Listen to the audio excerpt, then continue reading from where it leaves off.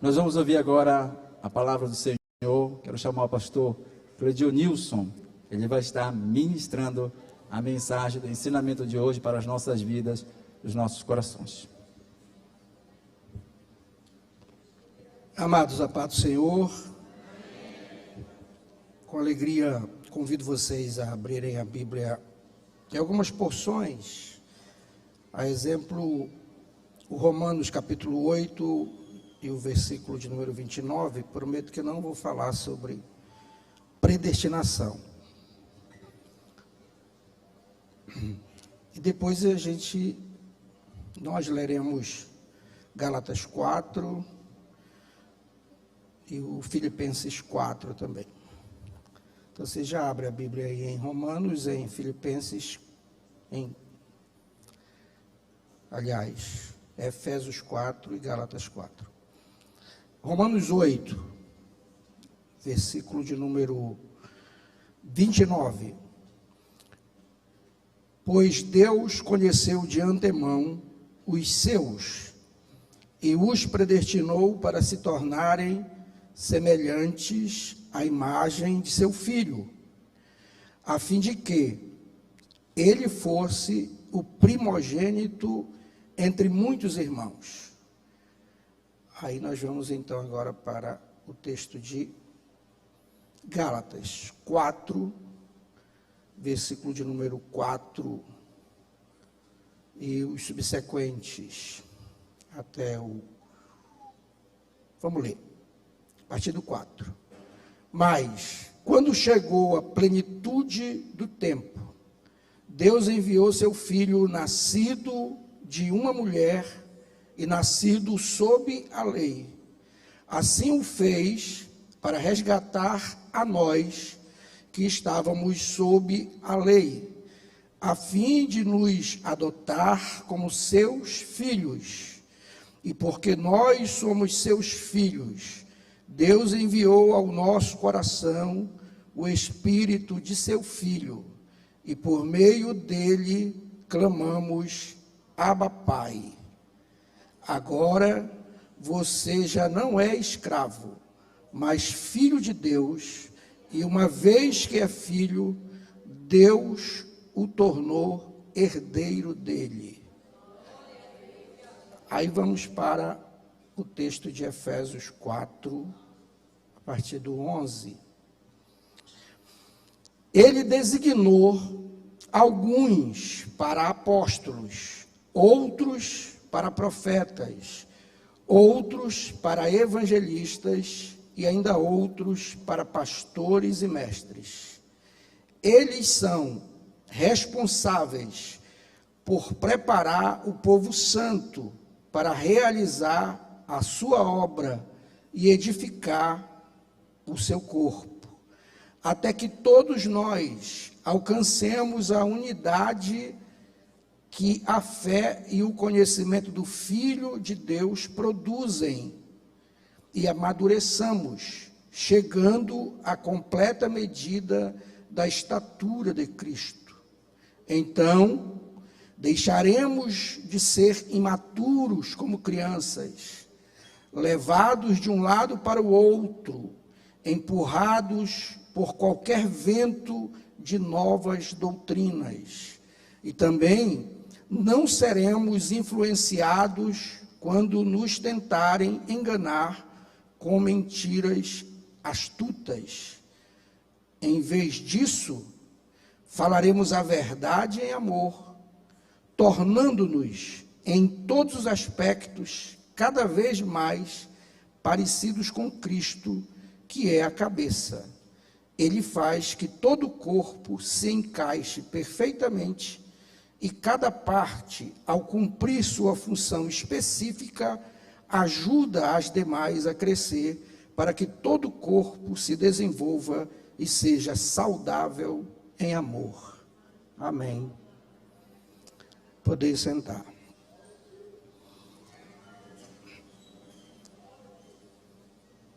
Quero estender a minha saudação também aos irmãos e amigos que estão acompanhando essa transmissão pela internet. dizer que com certeza Deus tem bênção para a sua vida e para todos nós que aqui estamos de corpo presente. Então veja só, essa leitura nos arremete para uma verdade, ora não percebida no Antigo Testamento, que a ideia de Deus era que todos nós, ou era gerar filhos para si, e não somente criaturas. E esse projeto de Deus, obviamente que ele é traçado antes, é planejado antes da fundação do mundo, pela capacidade que só Deus tem de prever todas as coisas. Conhecendo ele, o futuro de todas as coisas, ele traçou um plano para que nós chegássemos a essa condição de sermos filhos de Deus.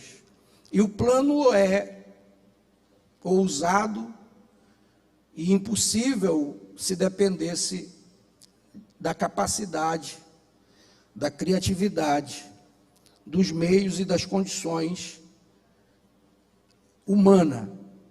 Mas Deus planejou e resolveu, de fato, pôr em prática e executar esse plano.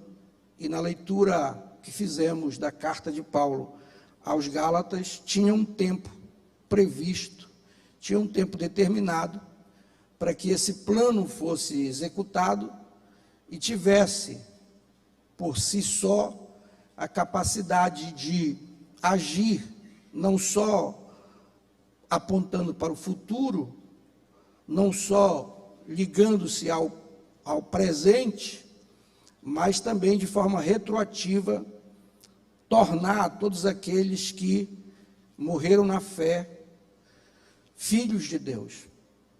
E isso a gente percebe muito claramente na leitura.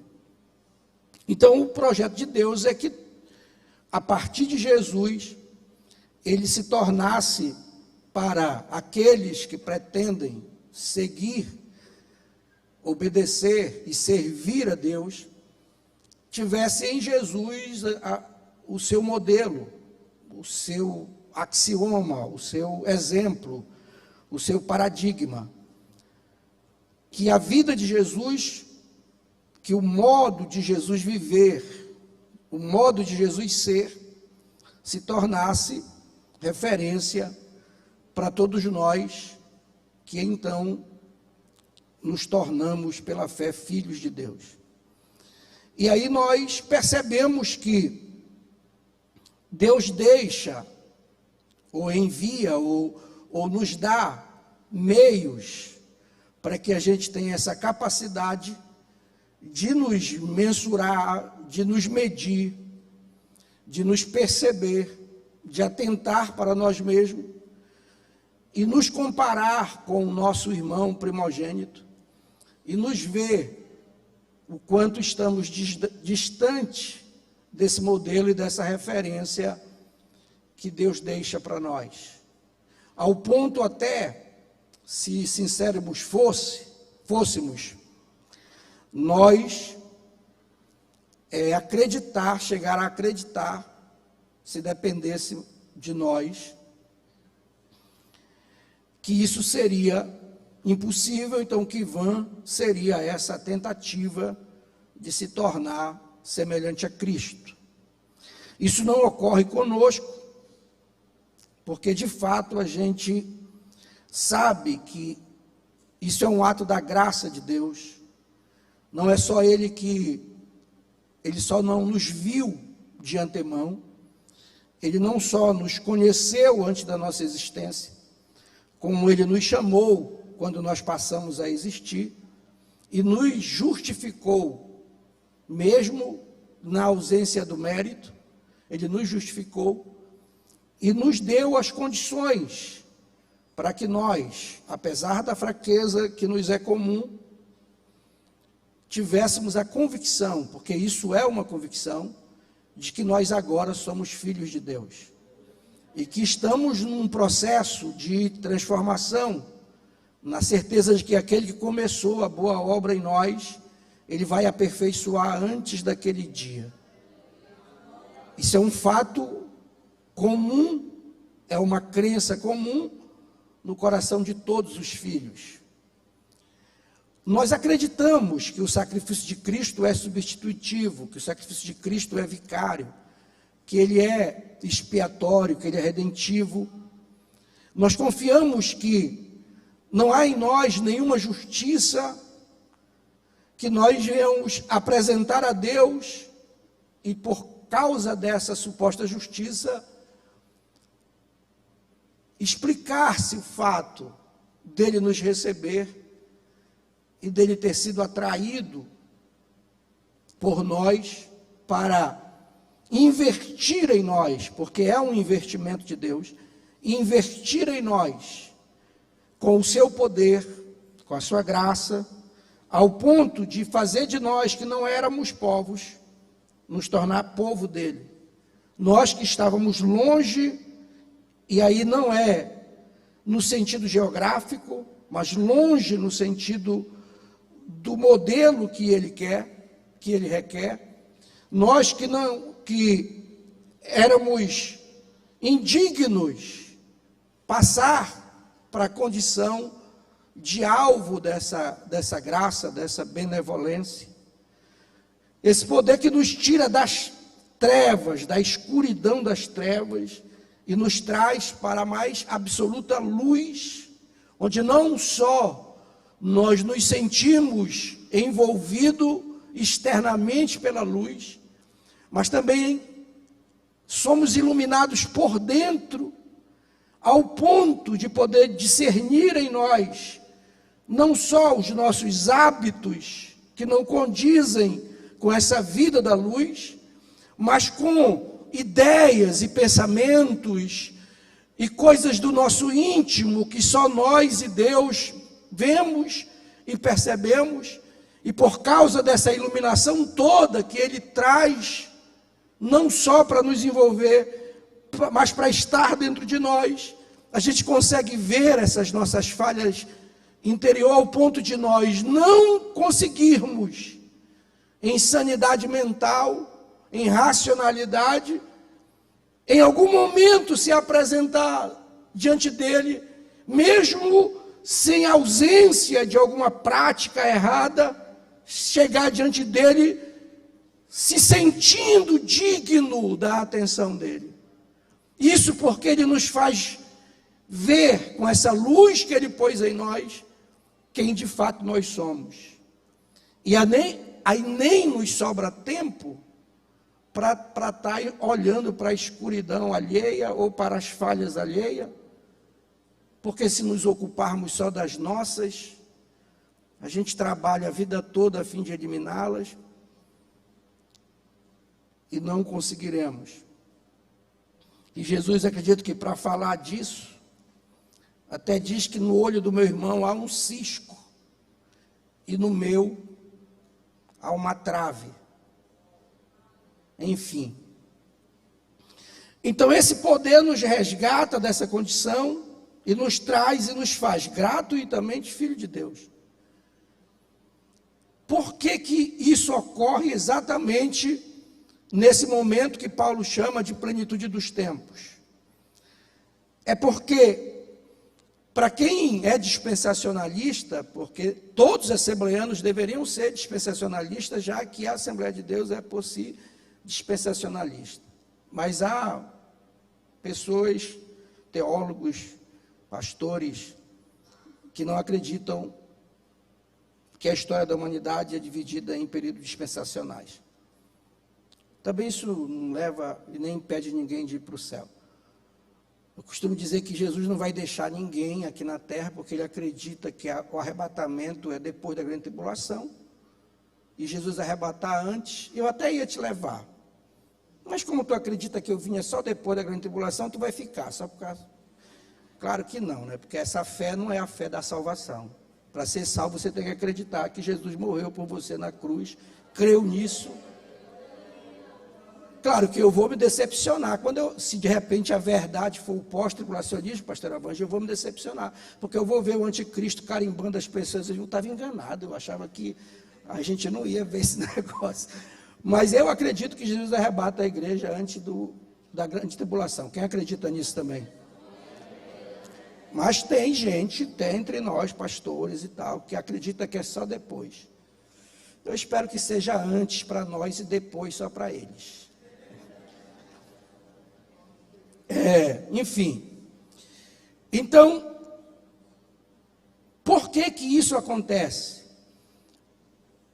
Porque no final de cada dispensação, cada período dispensacional, Deus tem uma maneira comum de agir. Ele poupa o inocente, ele salva o inocente e pune o culpado. Mata o culpado, destrói o culpado. Só que na dispensação da lei, no final dela, que Paulo chama de plenitude dos tempos, acabou a dispensação da lei e Deus olha do céu à terra e não vê. O que é que ele não vê? Um justo sequer. Então não tem ninguém para ele livrar. O que é que ele tem que fazer? Agir com justiça. Aí se ele age com justiça, ele vai dizimar a humanidade.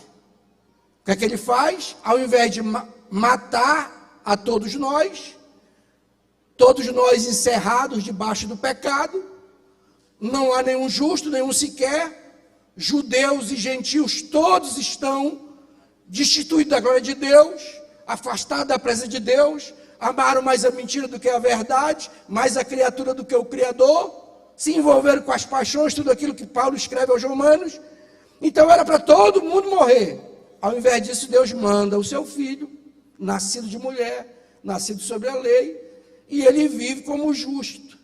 Agora Deus tem um justo. Ao invés de matar todos os culpados e punir os culpados, o que é que ele faz?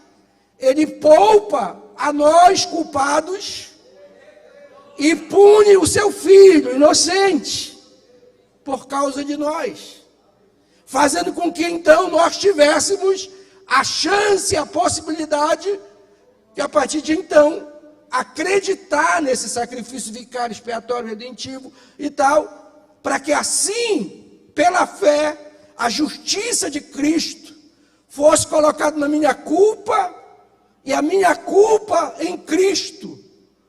E aí, pela fé, eu sou salvo. Pela fé nessa graça, eu sou salvo. Quantos acreditam nessa graça?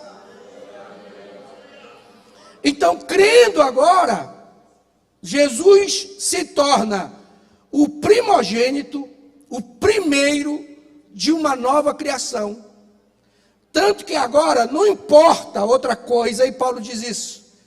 O importante doravante é o ser nova criatura.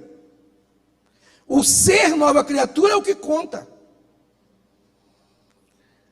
E aí é a questão, gente. Jesus fez o papel dele, trabalhou na vida dos discípulos. Os discípulos desempenharam o papel deles e fizeram o que tinham que fazer no primeiro século. Os pais da igreja, que são considerados os primeiros pais da igreja, que são aqueles que conviveram com os apóstolos, são os chamados antinicenos.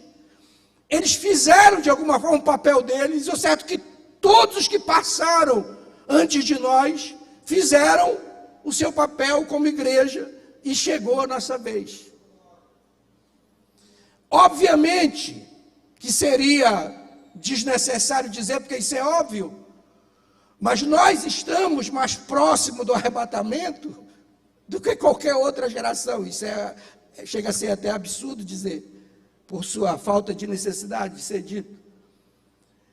Mas isso para pontuar para nós que quanto mais perto do arrebatamento da igreja, mais difícil é para a igreja. Existe um grupo de pessoas na igreja, líderes até, que eu acho que a Bíblia não é o livro que norteia suas pregações e a sua fé. E eu detecto isso até. Ele até é capaz, eles são capazes de pregar coisas diferentes do que eles creem. Porque eu chego a achar que é um absurdo que alguém que estudou direitinho creia da forma que está pregando. Mas para quem convive comigo, eu tenho dito, não dá para a gente se iludir. As coisas não vão melhorar nesse sentido. O poder e a capacidade que os falsos profetas e os falsos mestres vão adquirindo com o passar do tempo e muito mais no fim do tempo, chega a ser assustadora. Porque os falsos profetas, os falsos mestres, não vão abrir uma congregação aqui do lado do Monte Tabor. Vocês concordam que não? Não vão abrir, pastor. O senhor que é pastor aqui, eles não vão abrir uma congregação aqui do lado para competir, para ganhar. Biblicamente, eles vão pregar nas nossas igrejas. Eles vão surgir entre nós. Jesus disse, no meio de vós surgirão muitos falsos profetas que enganarão a muitos. Só para você ter uma ideia da capacidade que o diabo tem de enganar. Porque eu disse uma vez, pregando, não sei se foi aqui, mas eu disse uma vez que a gente precisa conhecer o diabo. Aí alguém disse, não, eu não quero conhecer o diabo, eu quero conhecer a Deus. Mas se você não conhece o seu adversário, é complicado. O nosso adversário é tão capaz de enganar, que ele enganou a terça parte dos anjos. Ei, irmão, o cara enganou a terça parte dos anjos. No final do milênio, ele vai estar preso 1000 anos. No final do milênio, ele vai ser solto. E o texto bíblico faz questão de dizer, por um pouco de tempo. E ele engana todo mundo. O que fica com Jesus cabe dentro de Jerusalém, porque ele junta as nações para destruir os santos, cerca a cidade santa para destruir a cidade e matar os santos que lá estavam. E cai fogo do céu. Jesus reinando 1000 anos sozinho, depois o diabo aparece, comida, olha só, Jesus deu comida, saúde, não tinha guerra, é um reino, pela Bíblia, chamado reino de paz. E o diabo é solto e engana. Para você ter uma ideia do quanto a gente precisa ser vigilante com relação ao que a gente ouve e o que a gente vê. Porque os olhos e a boca, os olhos e o ouvido estão para a alma, na condição em que a boca está. A alma se alimenta do que a gente vê e do que a gente ouve. E parece que a gente está pedindo para ser enganado. A gente não tem critérios. E quando eu estou generalizando, me perdoa quem tem. Entendeu? Me perdoa quem tem critério. Para a gente selecionar o que a gente ouve, o que a gente prega, o que a gente escuta de louvor. E o que parece é que há de fato uma tendência de nós nos distanciarmos do que está dizendo a carta de Paulo aos Efésios. Que toda a ação nossa, pastores, apóstolos, evangelistas, mestres, profetas, vivem, existem, agem, a fim de conduzir os santos a uma condição final de capacidade de exercer o ministério. Tendo eles alcançado essa aproximação, cada vez mais, o texto ainda diz, cada vez mais nos assemelharmos a Ele. E aí eu lembro do que o escritor aos Hebreus diz, no capítulo 11, versículo 6. Sem fé é impossível agradar a Deus, Porque é necessário que quem se aproxima de Deus creia que Ele existe e que é galardoador daqueles que o buscam. E aí,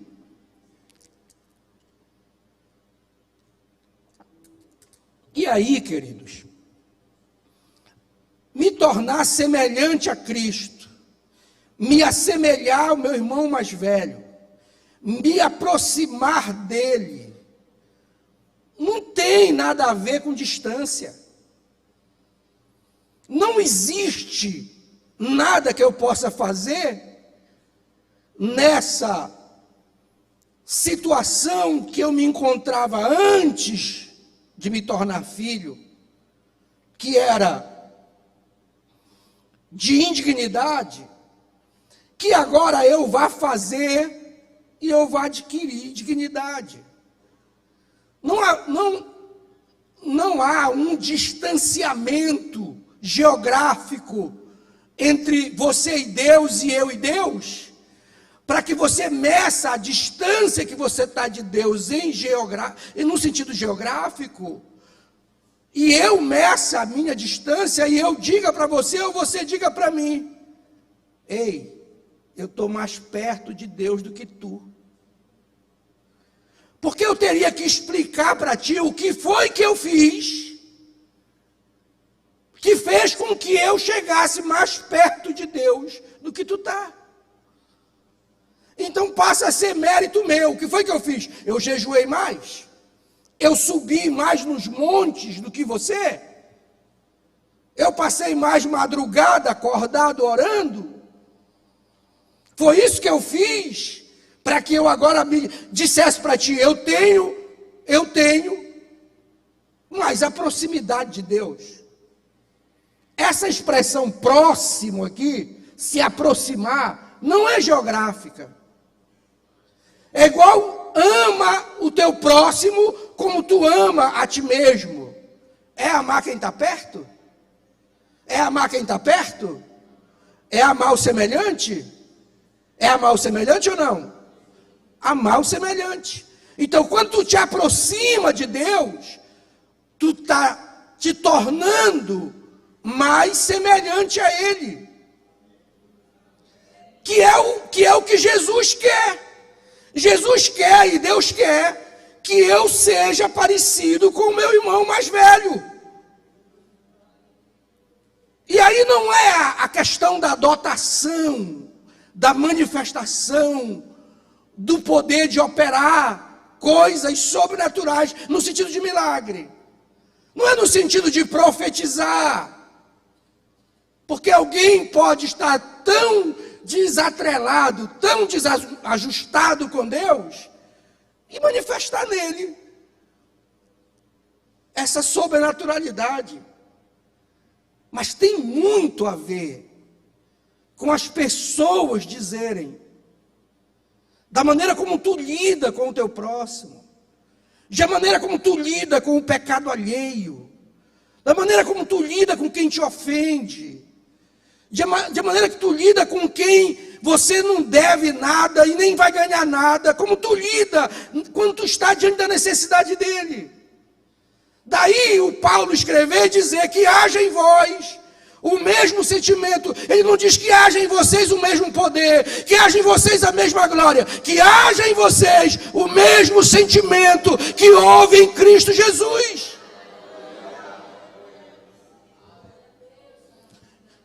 Irmãos, se nós ficarmos, de fato isso aqui, se nós ficarmos desatentos para essas questões, a gente vai jurar que está fazendo a obra de Deus e não está. Alguém conversou comigo e eu disse: querido e amado irmão, existe um grupo de pessoas que está perdendo a sua vida, falas de Jesus, está perdendo a sua vida porque está achando a vida. Quem acha a sua vida? Quem acha a sua vida? Isso fala da pessoa que vive para si. É a pessoa egoísta. é a pessoa interesseira. Isso não significa que ela é ímpia, não significa que ela não está na igreja. Entendeu? Ela pode não ser imoral, pode não ser indecorosa, indecente. E aí volto a dizer, porque já disse isso antes, a gente se preocupa só com a imoralidade. E se você for relacionar as obras da carne, Paulo cita 5 imoralidades. Quando ele escreve aos Gálatas, só tem 5 coisas imorais ali: roubar, roubo, homicídio, adultério, prostituição e impurezas. Mas ele fala de egoísmo, de inveja, de porfia, de emulação, de facção. Não tem facção entre nós? Talvez tenha mais facção entre nós do que no mundo do crime, gente. Porque, olha, sangue de Jesus. O que é facção? O que é facção? É um grupo de pessoas que tem um cabeça. O cabeça, ele trabalha contra o que o pastor ensina. Não tem isso entre nós? Claro que tem. Agora que parece que para ter não basta ser dito, depende de como diz. Se eu falasse aqui escarrando, aí tem, porque eu estou... Mas essa é a verdade, tem. Um dia o pastor acusou, eu e o pastor Emerson, lembra, Emerson? Pastor acusou não, disse, olha, vocês estão com facção, vocês dois. E a gente teve que pedir perdão para ele, pedimos perdão para ele, era verdade. Foi a última vez, pastor, foi a primeira e a última vez. Ele não está aqui, eu vou contar a história rapidinho. Um rapaz queria casar, e ele ouviu o rapaz. Aí ele disse assim, para mim, não vou casar ele. Por quê? Não vai dar certo. Tudo que começa errado, dá errado. Aí eu disse, pastor Emerson, tem tanta coisa na Bíblia que começou errado e deu certo. Bora fazer o casamento desse rapaz. Aí fomos fazer o casamento do rapaz. Durou 1 semana o casamento dele. A senhora sabia dessa, pastor Alberto? Aí, e agora para contar para o chefe?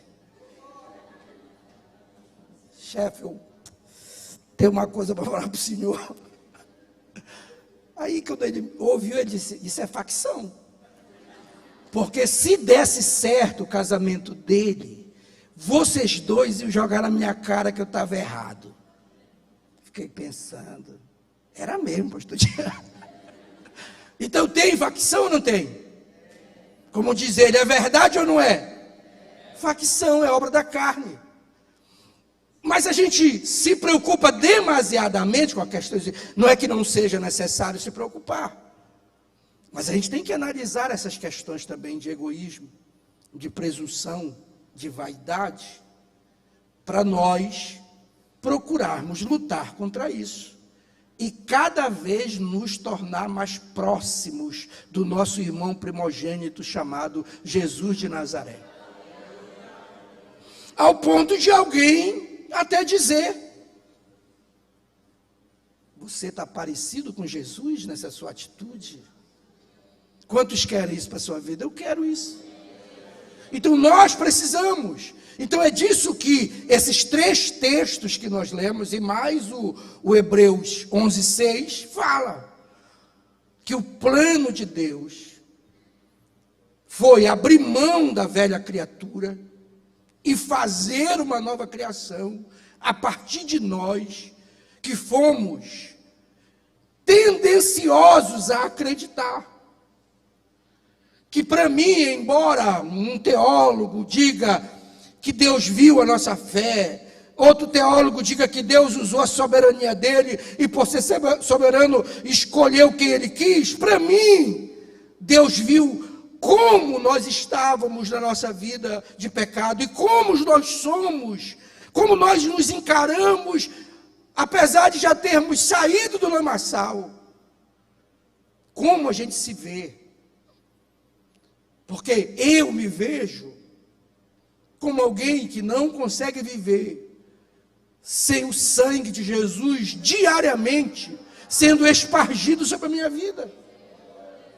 Eu não consigo me viver sem a necessidade de todo dia lavar as minhas vestes no sangue do Cordeiro.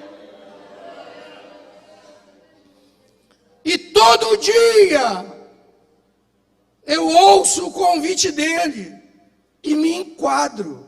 Vinde a mim, quem está cansado, sobrecarregado, e eu vos aliviarei.